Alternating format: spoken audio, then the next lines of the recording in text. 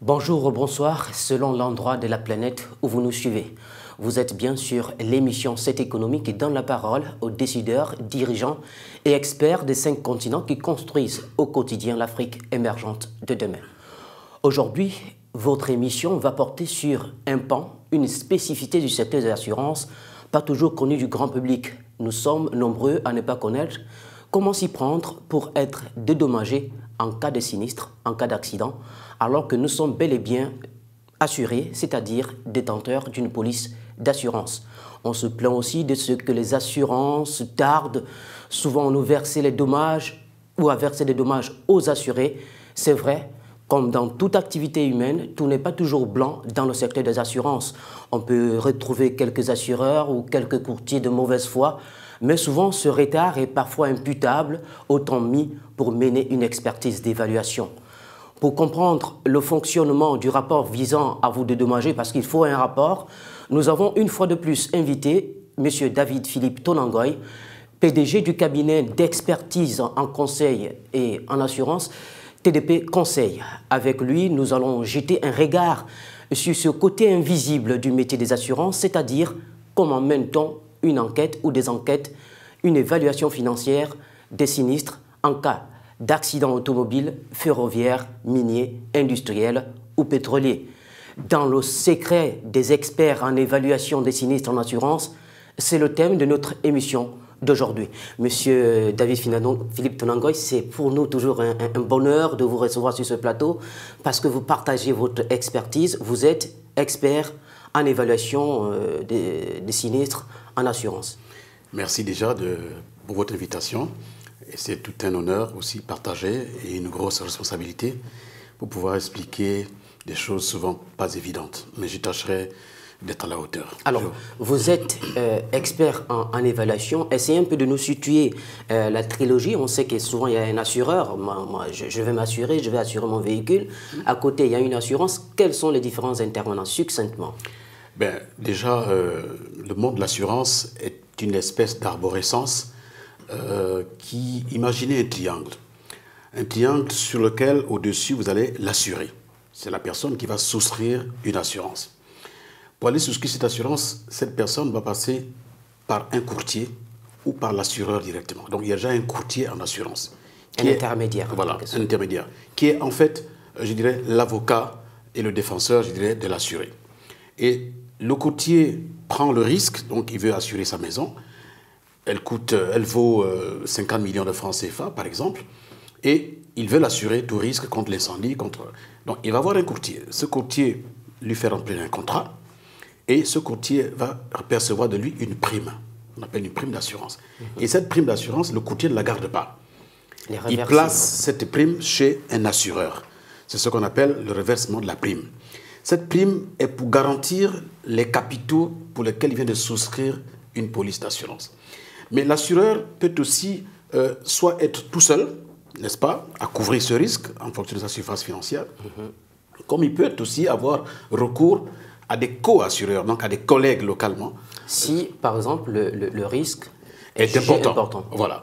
Donc, en ce moment, il ne prend pas le risque tout seul, il va le partager avec d'autres assureurs. C'est ce qu'on appelle la co-assurance. Donc, ils sont 3 ou 4 ou 2 à partager ce risque. Mais vous avez une entreprise pétrolière, vous avez une entreprise, un grand magasin, oui. Et vous vous dites, si le sinistre arrive, ça c'est l'assuré qui parle, si le sinistre arrive, ça risque d'être grave pour moi, alors je partage. Ça c'est l'assureur qui parle, oui. Et non l'assuré. Donc il prend pas le risque tout seul, il partage le risque. Mais celui qui a apporté l'affaire, on l'appelle l'appériteur.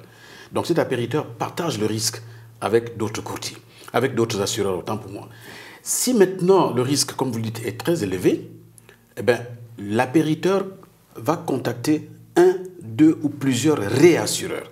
En fait, il place une partie de la prime, un pourcentage, vers une compagnie de réassurance qui, elle, réassure le risque que l'assureur a eu à prendre. Vous voyez qu'entre... Une espèce de couverture derrière l'assureur. La couverture derrière l'assurance, qui est envisible, qui est en général, comme on dit, offshore, donc qui est hors du territoire africain, Et ce sont des sociétés de placement immobiliers, des placements d'actifs, des placements d'actions sur des bourses qui génèrent des flux financiers et qui peuvent qui sont à même de pouvoir couvrir le sinistre le jour où il arrive. Donc, alors, l'assuré et l'assureur sont liés par un contrat. L'assuré et l'assureur.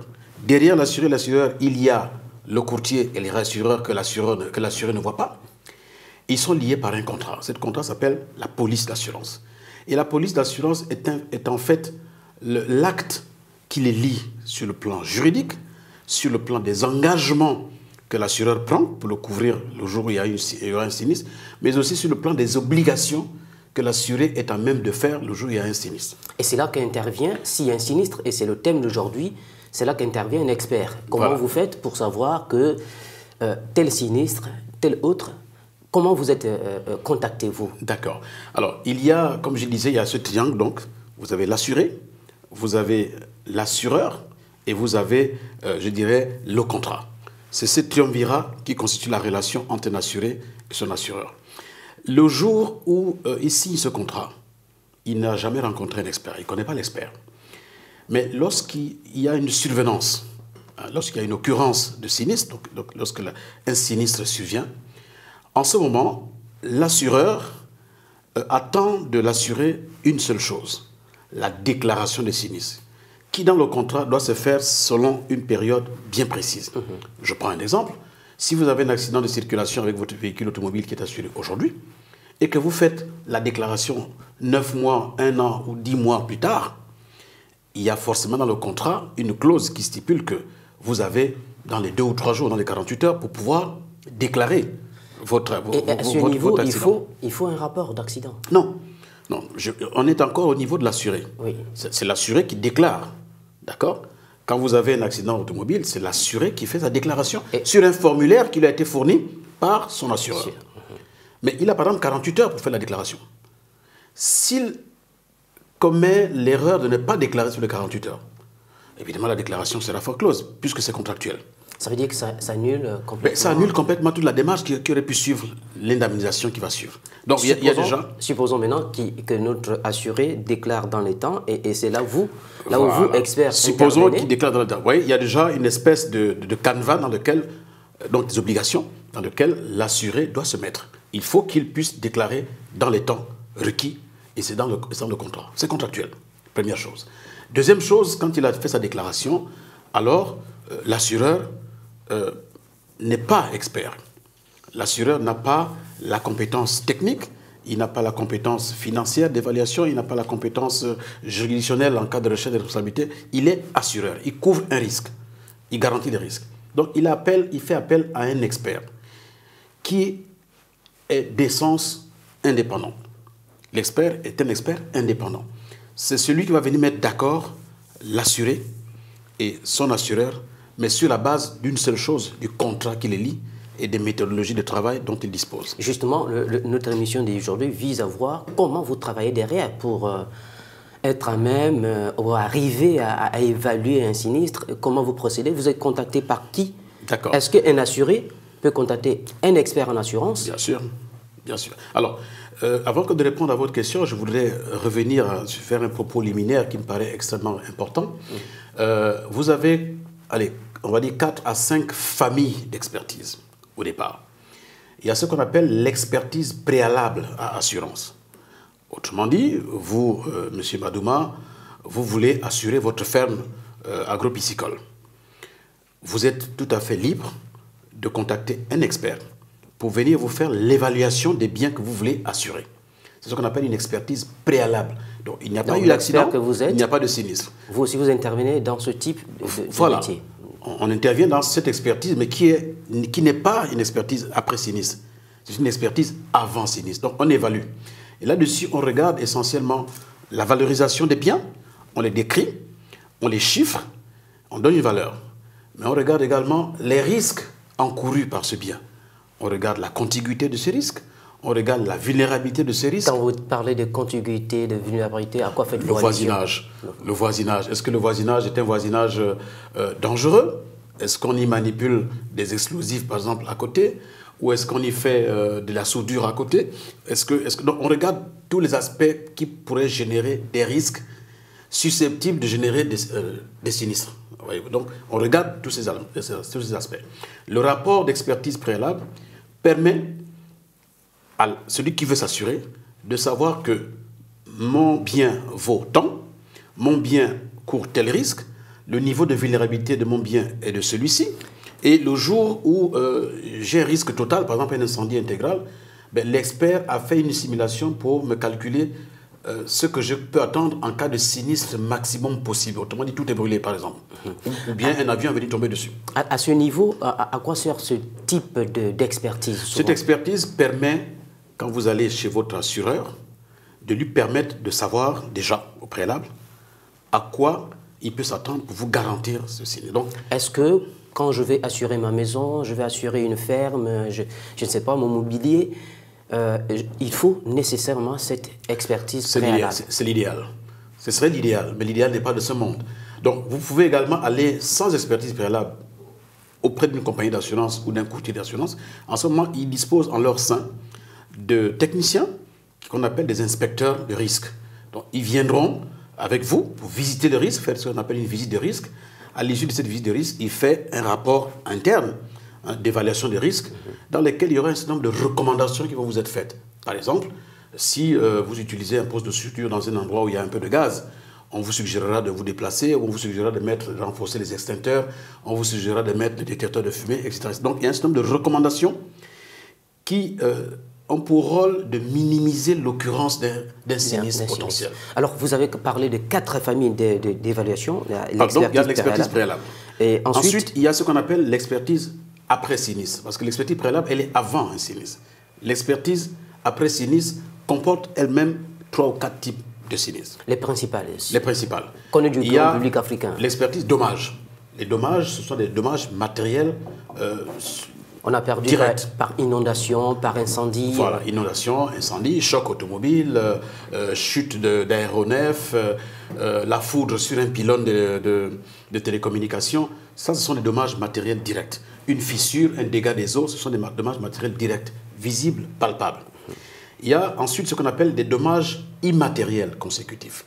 Ces dommages sont immatériels, ils ne sont pas palpables, mais ils sont consécutifs au sinistre parce qu'il y a des pertes financières là derrière. Exemple.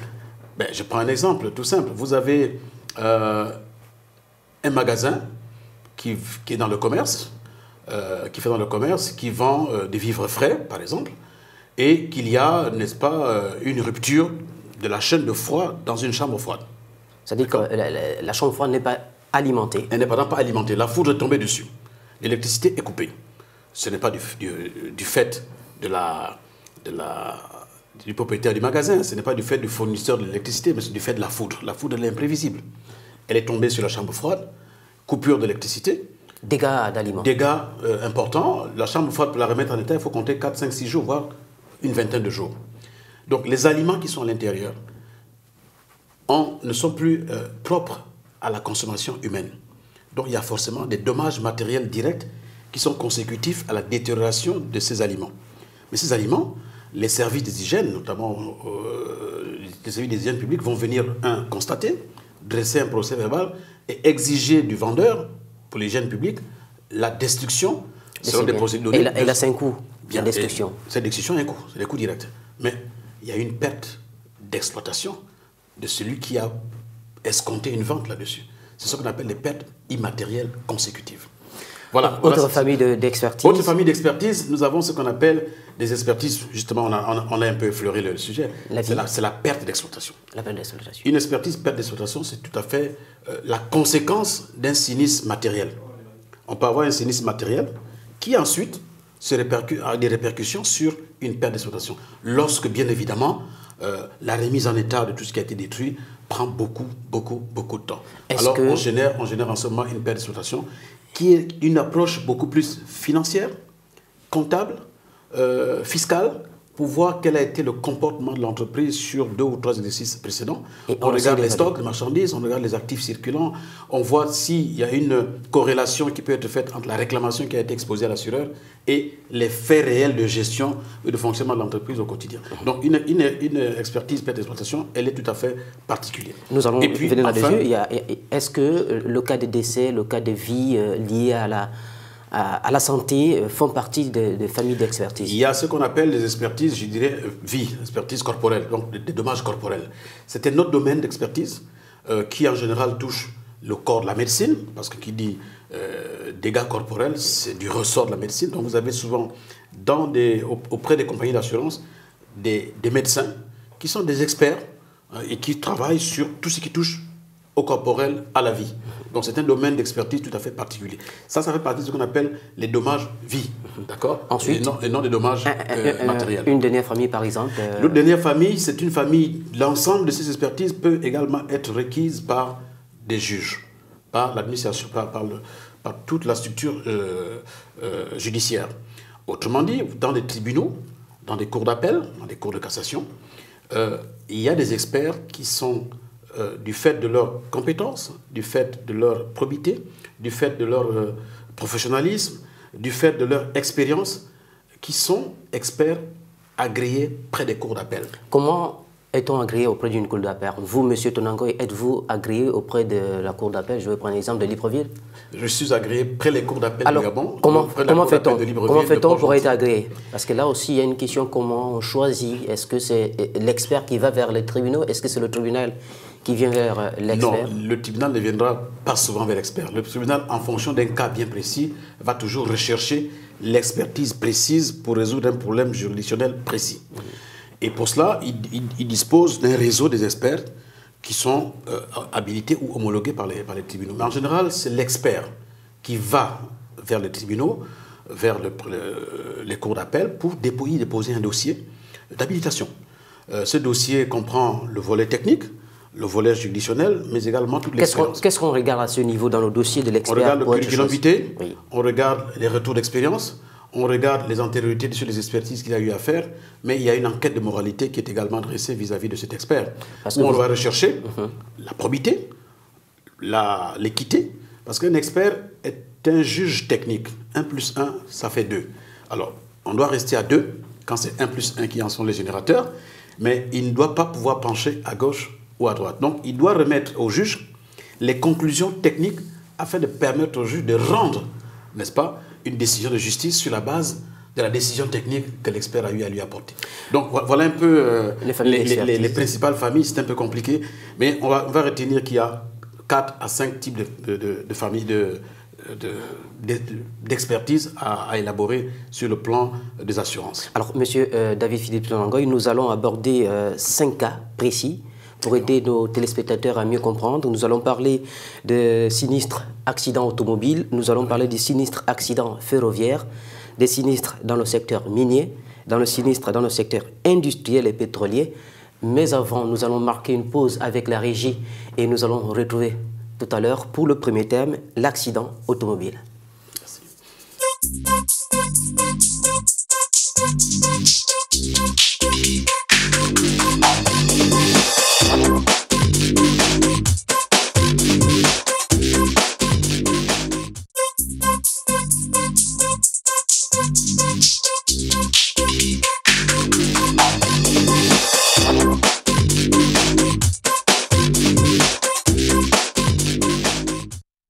Alors, nous sommes sur le thème de le secret des experts en assurance. Comment procèdent-ils pour mener des enquêtes, des évaluations après sinistre? Nous allons tout à l'heure voir les accidents automobiles. Généralement, il y a un accident. Comment procède-t-on?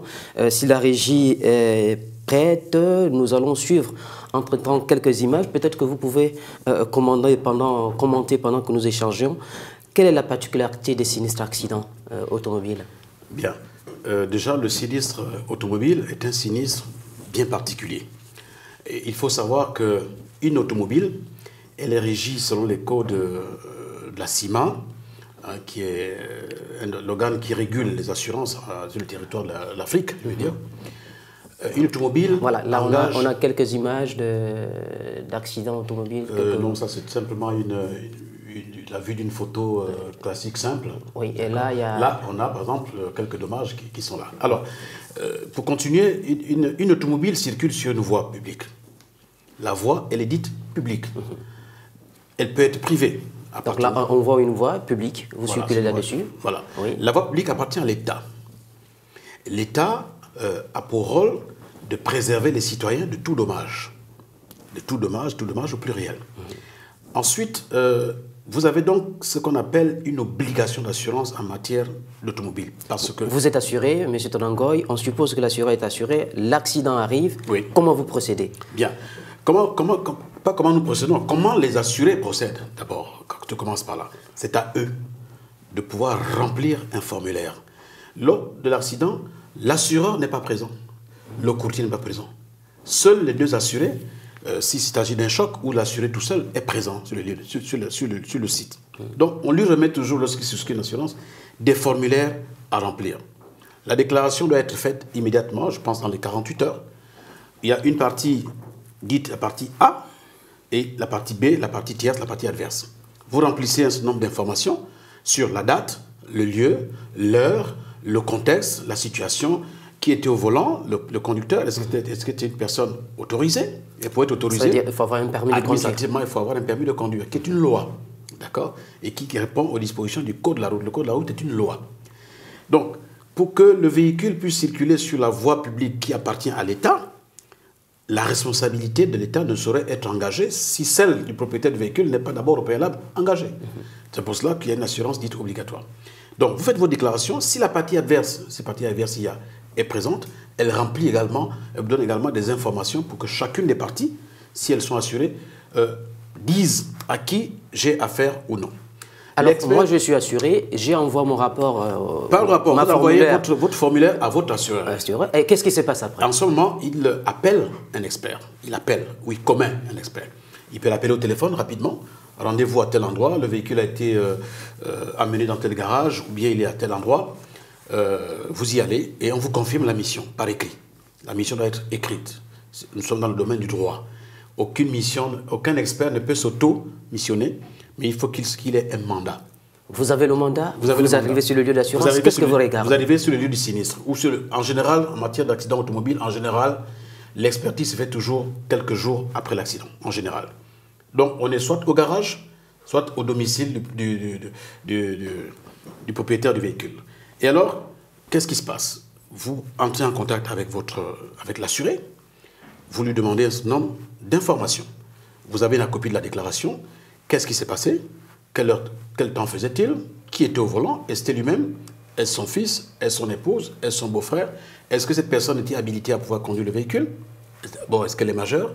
Est-elle détentrice d'un permis de conduire? Etc., etc. Si déjà, la personne qui est au volant est une personne qui n'est pas autorisée, qui n'a pas de permis, le sinistre ne peut pas être couvert.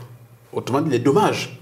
Si moi, expert, j'arrive à déceler que celui qui était au volant au moment des faits est un enfant de 14 ans à qui il était en train d'apprendre à conduire et que par manque de maîtrise, oui, il ait eu à obtenir un choc, ben ça fait partie des exclusions qui sont dans le contrat qui le lie avec son assureur à lui.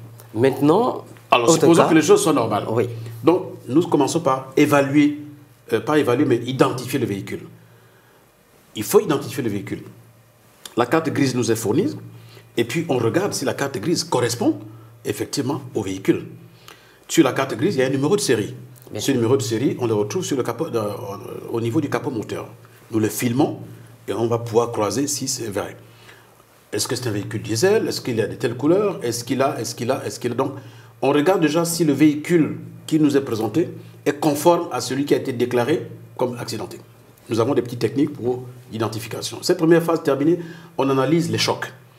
Les chocs à l'avant, à l'arrière, devant, derrière, et on regarde le véhicule. On prend quelques photos en perspective, vue de face, vue de gauche, vue de droite, vue arrière, et puis des photos beaucoup plus proches des chocs. Ces chocs sont importants pour l'assureur. À quel niveau? Mais parce que le jour où on va rendre notre rapport, si l'assuré a déclaré qu'il a croisé un grand véhicule qu'il a fauté, il est évident que les chocs devrait être sur sa gauche quand on roule dans les pays où on roule à gauche. Mais si le choc se trouve être sur la droite, alors il y a une déclaration qui n'est pas déjà... Donc, vous voyez, on croise les cohérences entre les déclarations et les faits. Les faits, ce sont les chocs. Lorsque tout ceci, l'expertise est montée, on prend un certain nombre de photos, on pose un certain nombre de questions, quels sont les recours qu'il a eu à faire, quelles sont les dispositions qu'il a eu à prendre pour rapatrier son véhicule, nous rédigeons notre rapport. Et dans le rapport, nous demandons en général deux types d'évaluation préalable. Il y a les pièces détachées, qu'on appelle les débits ou les fournitures, qui sont en général... C'est-à-dire pièces et débits. Bien, une pièce, c'est un débit, c'est la même chose. Okay. La même chose. Vous allez changer une lunette arrière d'un véhicule. Qui a été cassée pendant l'accident. Vous changez un phare, vous changez une aile, vous changez un cardan. C'est ce qu'on appelle des pièces détachées, qu'on appelle également des fournitures, qu'on peut aussi appeler des débits. Autrement dit... En général, ce sont les concessionnaires qui nous donnent les prix de ces pièces. Autrement dit, quand vous constatez les dégâts, vous vous adressez à un concessionnaire qui vous donne les prix. En général, le client a déjà ou un devis, ou son garagiste a déjà établi un devis matière. Donc fourniture, matière ou débit, c'est la même chose. Puis, il y a la main-d'œuvre. Il y a le coût du tôlier, le coût du mécanicien, le coût de l'électricien qui aura eu à faire les travaux, ou le coût du peintre pour faire les tôleries et peintures. Chacun de ces techniciens, en fonction de son expérience et son niveau de formation, a un coût horaire qui est connu. Au Gabon, c'est de l'ordre de 3 500 francs de l'heure à peu près, n'est-ce pas, en moyenne. Bien, donc vous avez, fort de ces coûts, vous allez calculer ce que vaut la réparation. Est-ce à dire qu'un camion de type luxe, grand luxe, n'a pas forcément le même prix qu'on va dire quoi, Toyota Corolla accidenté, je veux dire une Citroën, etc., n'auront pas forcément le même prix, même si c'est le type de dégâts? Bien sûr, ils n'auront pas forcément le même prix, parce que déjà, les pièces détachées ne coûtent pas la même chose, mais la main-d'œuvre pour faire une peinture nacrée, par exemple, excusez-moi du terme qui est un peu technique, une peinture délicate qui nécessite des adjuvants, donc des additifs bien précis, va être plus élaborée qu'une peinture classique, hein, que l'on peut mettre sur le jouet de mon gosse qui a pris un peu de rouille. Donc ce sont des appréciations à dire d'experts. Mais ça ne s'arrête pas là. En fonction de l'âge du véhicule, de son prix catalogue au jour du sinistre, nous calculons ce qu'on appelle la vétusté globale. Autrement dit, vous tenez compte aussi de l'amortissement du véhicule, Absolument. de l'usage, l'usure du véhicule? Absolument. Donc ce véhicule a combien de kilomètres? Ce véhicule a eu combien de temps de service? Quel est l'usage qui en est fait? Est-ce que c'est pour transporter du bétail? Est-ce que c'est pour transporter des cailloux? Est-ce que c'est pour transporter des jeunes gens? Combien de kilomètres a eu-il à faire normalement? Et on a des abats qui nous donnent une vétusté globale du véhicule. Ça nous permet d'avoir des dégagements qu'on appelle la valeur vénale du véhicule. Autrement dit, sa valeur économique au jour du sinistre. Maintenant, si les coûts de réparation sont plus élevés que sa valeur vénale, nous suggérons à l'assureur de lui donner une indemnité qui va être la différence entre la valeur vénale et ce que l'expert estime que voilà la valeur résiduelle. Ça, c'est la première formule. Alors, prenons quelques chiffres. Oui. Valeur vénale, ça c'est trop technicien. Je dis simplement que si un véhicule a une valeur de 1 million, parce qu'elle est vieille. Il a une valeur vénale de 1 million de francs CFA au jour du sinistre. Oui. Si les coûts de réparation arrivent à 2 500 000 francs, oui, vous voyez que l'assureur risque de payer 2 500 000 francs sur un véhicule qui ne vaut que 1 million. Alors qu'est-ce qu'on fait? Nous, on demande, experts, on dit à l'assureur, écoutez, les 2 500 000, on les met de côté. On prend la valeur vénale que nous avons calculée, de 1 million. Il peut revendre le pneu, il peut revendre l'allume-cigare, il peut revendre, je ne sais pas, le siège qui est à l'intérieur. Il peut toujours gagner là-dedans 200 ou 250 000 francs. Nous faisons donc 1 million, moins les 200 ou 250 000 francs à dire l'expert. Oui. Et on lui propose de lui indemniser 750 000 francs. Voilà pour les véhicules qu'on appelle économiquement irréparables. Il est économiquement irréparable. On ne peut plus le récupérer comme on dit. Il est économiquement irréparable. Sur le plan économique, la réparation coûterait plus cher. Donc c'est une aberration. Alors pour ce qui est économiquement réparable? Pour les véhicules qui sont économiquement réparables, par exemple la valeur vénale, elle est de 1 million, comme on a dit, et que les coûts de réparation sont de 250 000 francs. Il n'y a pas de problème. La valeur vénale, elle est supérieure aux réparations. L'assureur se doit de pouvoir couvrir les coûts de réparation qui sont de 250 000 francs. Et c'est contractuel. C'est dans le contrat qu'il est lié. Voilà pour l'automobile, le rapport automobile. Alors maintenant, pour accélérer un dossier, que faut-il faire? J'en viens. Oui. Si par exemple, sur les deux protagonistes, le tort, il est dit par l'expert que la responsabilité du sinistre incombe à un tiers donné, il y aura donc ce qu'on appelle un recours.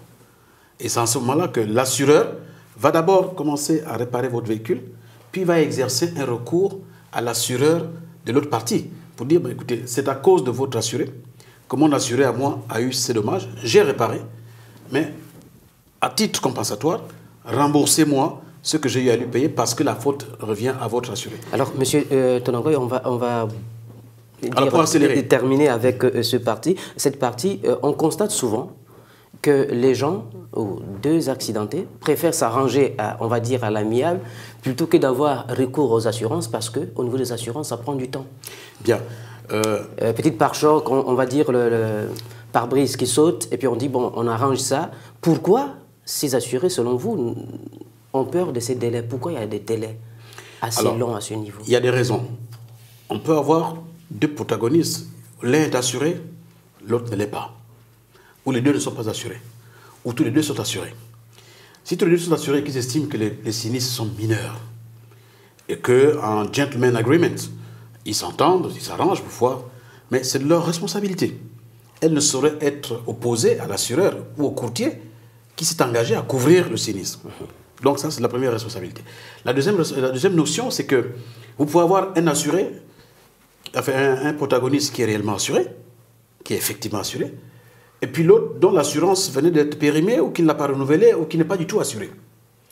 Et c'est en ce moment que c'est celui qui est en situation difficile a toujours une propension, donc une tendance naturelle à proposer un arrangement amiable. D'accord? Mais est-ce que, dans le cas de deux véhicules assurés, le temps est long? Est-ce que c'est dû à vous? Ou le temps de l'expertise? Ah non, ce n'est pas dû à l'expertise. Qu'est-ce qui peut expliquer? Bon, ce qui peut expliquer cela, ça peut venir de 3 ou 4 choses. Premièrement, est-ce qu'il a rentré sa déclaration dans les temps? Première chose. Est-ce qu'il y a toutes les informations? Deuxième chose, est-ce que toutes les informations nécessaires à l'instruction de dossier ont été fournies?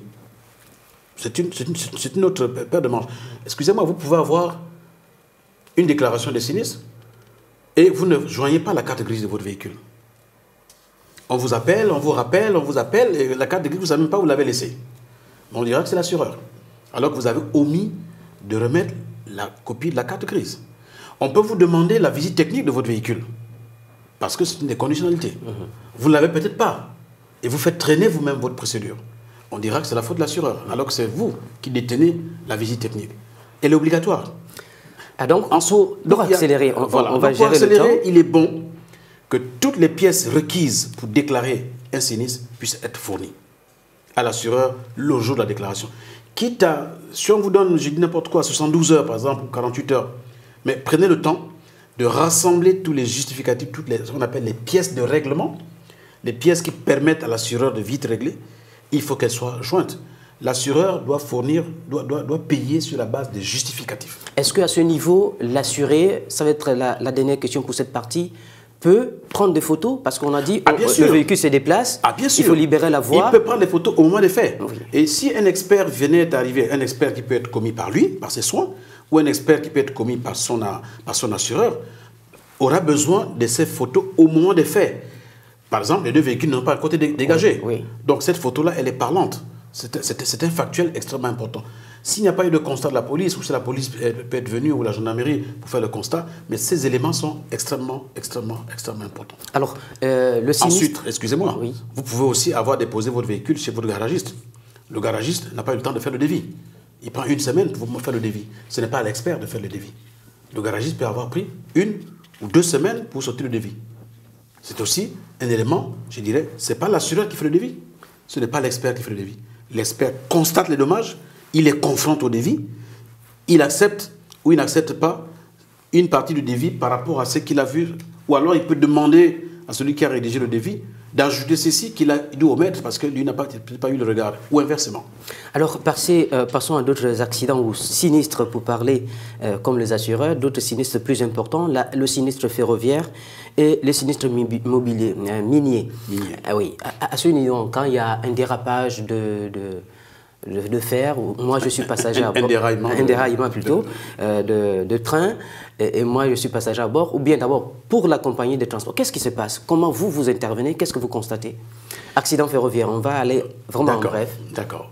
Alors un accident ferroviaire, en général, rentre dans la catégorie de ce qu'on appelle des accidents majeurs, des sinistres majeurs. Important, ça veut dire? Important, majeur, important.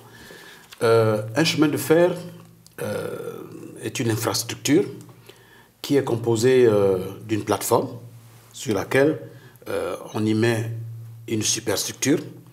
On y met, la superstructure, c'est les rails, c'est le ballast et les traverses pour consolider la voie. Donc vous avez déjà une voie. Là, on a quelques images d'accidents ferroviaires. Oui, voilà. Ça sont par exemple des wagons qui sont déraillés. Donc vous avez une superstructure. Et au-dessus de cette superstructure, il y a du matériel roulant qui y circule. Et dans le matériel roulant, il y a deux types de matériel roulant. Vous avez le matériel motrice, donc les locomotives, ceux qui tractent, qui ont une propulsion. Et vous avez du matériel simplement tracté, que sont les wagons. Lorsqu'il y a un déraillement, lorsqu'il y a un accident ferroviaire, en général, il s'agit de déraillement. Il peut y avoir des collisions. Généralement, déraillement. Qu'est-ce que vous avez regardé? Vous faites l'état des lieux, c'est ça? Quand on y va sur les lieux, on fait ce qu'on appelle un état des lieux. Et on regarde premièrement l'ouvrage. L'ouvrage, c'est la voie ferrée. Est-ce que cette voie était-elle en bon état? Est-ce que la voie... Avant d'arriver à ces questionnements, il faut d'abord constater ce qu'il y a. C'est sur combien de mètres que la voie a été labourée, on va dire. La voie a été détériorée. Sur quelle largeur la voie a été sollicitée. Est-ce que les rails ont été pliés? Est-ce que les traverses ont été broyées? Etc. etc., etc. Ça, c'est au niveau de la superstructure, donc de l'ouvrage. Donc, il y a le chemin de fer, la voie, elle est fixe. Ensuite, il y a le matériel. La locomotive a-t-elle déraillé là? A-t-elle été tamponnée là? Est-elle partie? Ou ce sont les wagons qui sont à l'arrière qui ont seuls déraillé? Donc, si ce sont les wagons qui ont déraillé, quel type de wagon il s'agit? Est-ce que c'est des wagons qui transportent du minerai, des wagons qui transportent du bétail, des wagons qui transportent du clinker, des wagons qui transportent les passagers? Vous voyez? Donc, il y a différents types de wagons. Donc, c'est différents wagons. C'est un diagnostic général. C'est un diagnostic général. Ensuite vient l'évaluation. Ensuite, c'est même pas encore l'évaluation. Ensuite, vous avez le minerai, par exemple, qui est à l'intérieur, ou la marchandise qui est à l'intérieur de ces wagons. C'est du stock, c'est de la valeur, qui s'est déversée dans la nature, qu'il va falloir quantifier. Et pour le quantifier, il y a des techniques et des méthodes. Et s'il y a un produit pétrolier, un produit liquide, on va dire quoi, les hydrocarbures entre guillemets qui se sont déversés, de l'huile? On sait au départ combien on a chargé. Donc il y a des bons de livraison. Par exemple, s'il y avait une citerne de 40 000 litres de gasoil qui remontait d'un point A vers un point B, à la livraison, on a ce qu'on appelle un manifeste de voyage sur lequel les quantités qui étaient à l'intérieur sont actées. Donc cette preuve-là, l'assureur en a besoin, par exemple. Donc vous faites l'inventaire, en fait, vous faites l'inventaire exhaustif des dommages. Tous les dommages sont inventoriés. Ensuite, vous allez, là, c'est du travail de terrain. Après le terrain. Et vous posez beaucoup de questions sur le point de choc, le point où a commencé, n'est-ce pas, le déraillement. Est-ce qu'il y a eu un rail qui s'est cassé? Est-ce qu'il y a eu un écartement qui était trop important? Enfin bref, vous devez retrouver la cause. Si le conducteur du train est vivant, on suppose que vous, vous posez les mêmes questions que... Mais il est auditionné, on auditionne les témoins. Dans les témoins, on regarde si les témoignages peuvent être recueillis, on les recueille. Le conducteur et son aide sont en général auditionnés. On vérifie s'ils sont habilités et autorisés à pouvoir conduire ce train. Est-ce qu'ils ont les certifications requises?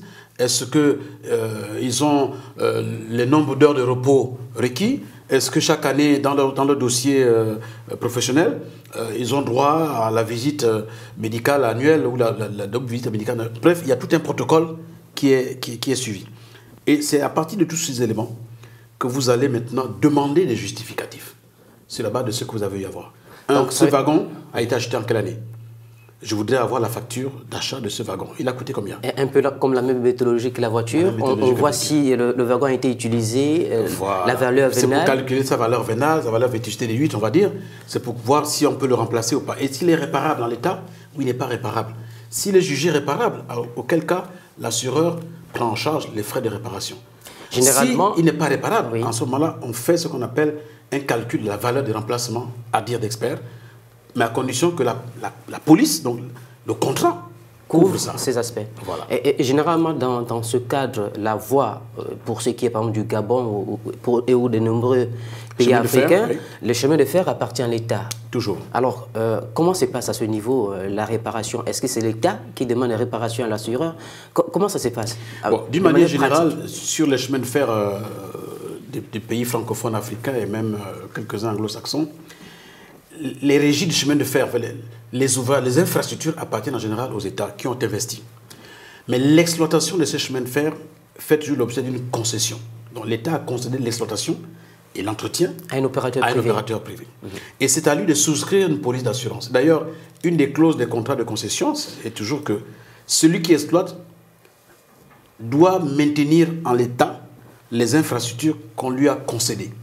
Et le jour où il doit les rendre, où la concession est terminée, il doit les rendre dans l'état dans lequel il aurait eu à prendre, moins la vétusté, moins l'usage, bien évidemment. Alors, si la régie nous met quelques images en plein, on doit revient un peu sur les images de l'accident ou du sinistre ferroviaire pour que le téléspectateur puisse suivre. On voit qu'il y a des wagons qui sont là sur sol. Est-ce que dans le cadre de l'évaluation financière, c'est qu'on tient compte de l'évacuation de ces wagons, de l'aménagement ou de la réhabilitation de la voie? Bien sûr, ce sont tout ça des coûts consécutifs au sinistre.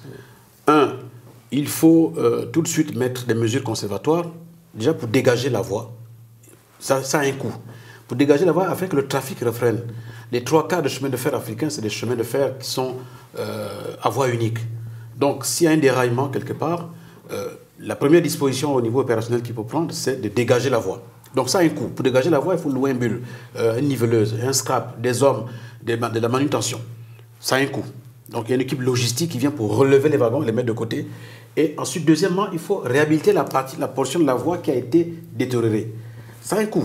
Il faut ramener des traverses, il faut tirer des rails, il faut renflouer du ballast, il faut reprofiler avec des engins afin que le train passe. Donc, deuxièmement, ça a un coût. Troisièmement, il faut aller chercher les wagons qui sont restés sur place. Et il faut organiser donc toute une logistique. Et ça c'est aussi intégré dans le coût, dans l'évaluation financière. Absolument. Ensuite, vous ramenez ces wagons dans les ateliers, dans ce qu'on appelle des dépôts de réparation. Et dans les dépôts de réparation, on va commencer à évaluer, pour ceux des wagons qu'il faut réparer, combien ça peut coûter. Et on regarde la partie de la charpente, on regarde la partie de la mécanique, on regarde la timonerie, on regarde l'hydraulique, enfin on regarde tous les aspects, les roues, etc., etc. Donc on évalue, wagon par wagon, ce que ça vaut pour être réparé. Pour les wagons jugés complètement irréparables, l'expert a besoin d'avoir sa carte d'identité. Quand est-ce qu'elle a été achetée? Combien d'années de service il a eu à mettre en œuvre? Quelle est sa vétusté conventionnelle, son appréciation annuelle conventionnelle, et on calcule la valeur que l'assureur doit rembourser au propriétaire.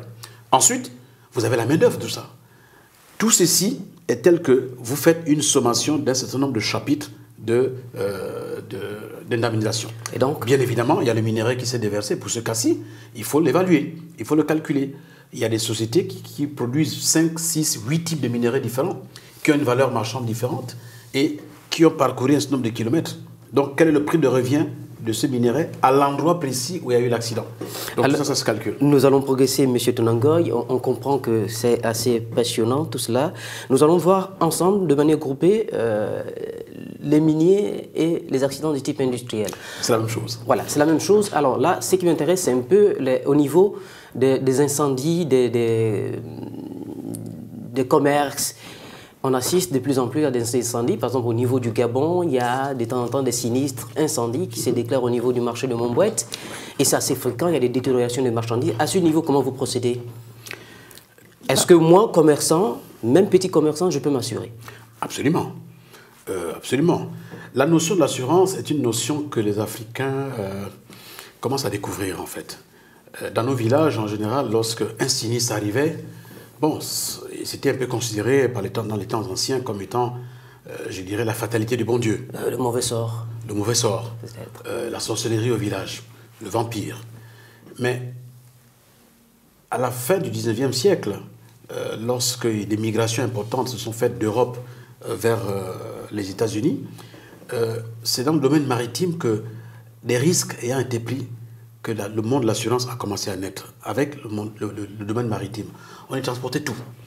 La marchandise transitait par les bateaux, les voyageurs étaient dans les paquebots, étaient dans les bateaux, enfin bref, c'est les flux migratoires qui ont commencé à se... Et donc, dans notre culture globalement africaine, la notion d'assurance, elle est récente. Si je suis assuré de manière pratique, voilà. J'ai mon petit commerce, je m'adresse à l'assurance, j'ai une police d'assurance. Absolument. Qu'est-ce que ça me permet d'avoir si jamais il y a incendie, il y a vol, il y a... Vous serez indemnisé en fonction, de ce que vous aurez d'abord eu à déclarer, des capitaux qu'on vous aura garantis, parce que l'assureur vous garantit des capitaux sur le bâtiment, des capitaux sur la marchandise, donc le contenant, les capitaux sur le contenu, les capitaux sur le vol potentiel dont vous pourriez être l'objet, des capitaux sur les dégâts des eaux qui pourraient venir souiller votre marchandise, des capitaux sur tout sinistre accidentel, imprévu.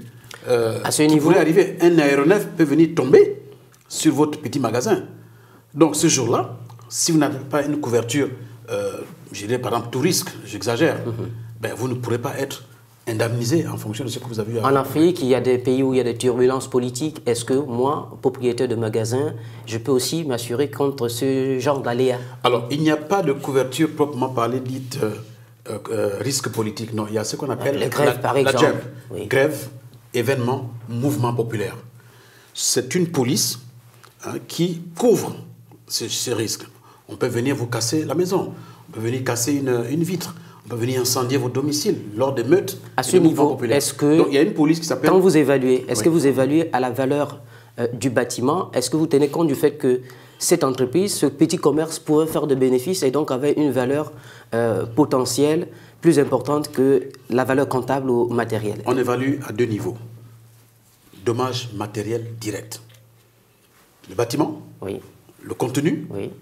C'est du direct, c'est du palpable. À ce niveau, à ce premier niveau, est-ce que l'assureur me rembourse pour la quantité ou la valeur de en ce fonction des capitaux qu'il vous a garantis dans votre contrat. Okay. Deuxièmement, vous évaluez les dommages immatériels consécutifs. Dommages immatériels consécutifs. Puisque votre magasin a été cassé, qu'il a été pillé, que les baies vitrées ont été éclatées, on va d'abord reconstruire tout ceci. Ça a un coût. Vous êtes garanti, on vous le rembourse. Deuxièmement, votre magasin aura besoin de 5 ou 6 mois pour être reconstruit. Le chiffre d'affaires que vous auriez dû générer, vous est remboursé sur la marge brute, n'est-ce pas, que vous aurez eu à générer. Donc, c'est en fonction de la police que vous avez souscrite qu'une perte d'exploitation peut vous être couverte ou non. Mais alors, donc, je peux choisir, par exemple, de couvrir 20% de la valeur de ma marchandise, 80%. C'est pour cela qu'un assureur vous propose toujours ce qu'on appelle un menu et il vous dit, bon voilà, je peux vous faire ça, ça, ça, ça, ça. Comme quand vous allez au restaurant, vous avez un menu, une entrée, un plat de résistance, un dessert, un café. Et c'est à vous de choisir ce que vous estimez pouvoir être juste ou judicieux pour votre activité. Monsieur Trangoy, je m'en voudrais de ne pas aborder un dernier aspect, c'est l'assurance dans le secteur du pétrole. On sait que le golfe de Guinée, partant du Nigeria jusqu'en Angola, on est producteur de pétrole. Et à ce niveau aussi, il y a des évaluations, parce qu'il nous reste à peu près 4 minutes. On va essayer d'aborder et avoir des images de ce type de sinistre. Comment vous procédez? C'est costaud ça, les accidents se produisent en mer. Est-ce que vous plongez sous l'eau? Comment se font les évaluations? De la même manière, la méthodologie est la même. Les risques pétroliers sont des risques beaucoup plus spécifiques. Donc les sinistres pétroliers sont spécifiques. Et vous remarquerez que dans les sinistres pétroliers, lorsqu'ils surviennent, en général,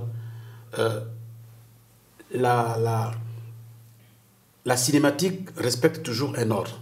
Vous avez toujours une déflagration. Là, on a une plateforme qui s'enflamme. Il y a toujours une déflagration, suivie d'une explosion et enfin d'un incendie généralisé.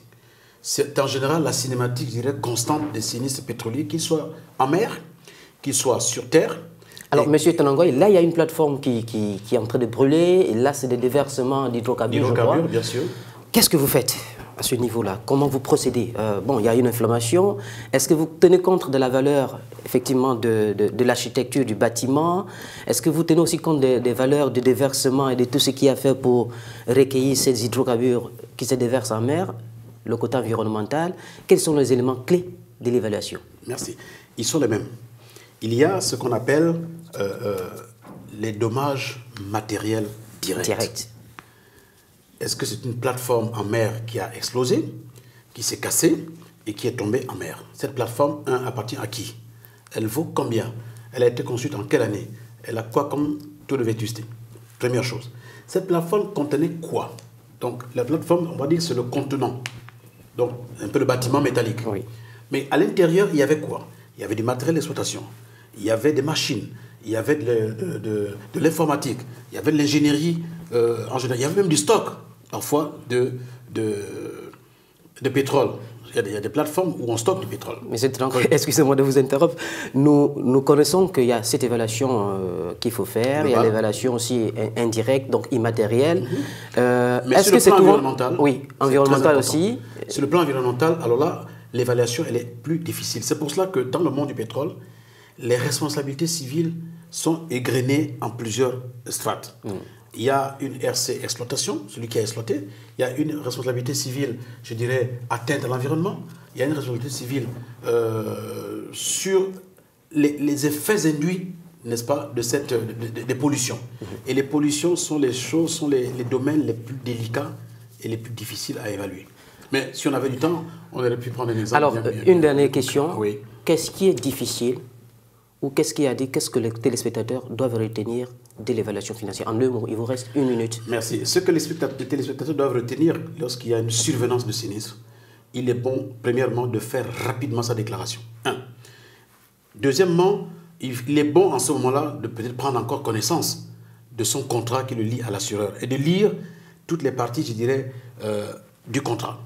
Troisièmement, il est important de fournir aux experts qui vont arriver l'ensemble des pièces de règlement, des pièces justificatives qui vont vous demander parce qu'elles vont permettre la célérité ou non de votre sinistre. Et enfin, 4e chose qui est extrêmement importante, avoir avec votre assureur conseil, c'est pour ça que c'est des assureurs conseils, dans ce cas-là, des négociations ou des discussions, je dirais, constantes, corps à corps, afin de faire avancer l'évolution du dossier et son indemnisation. Merci, Monsieur David Philippe Tonangoy, pour ces conseils. Nous sommes arrivés au terme de nos 52 minutes d'émission. Merci de nous avoir suivis et à la semaine prochaine pour un nouveau numéro de Cette économie.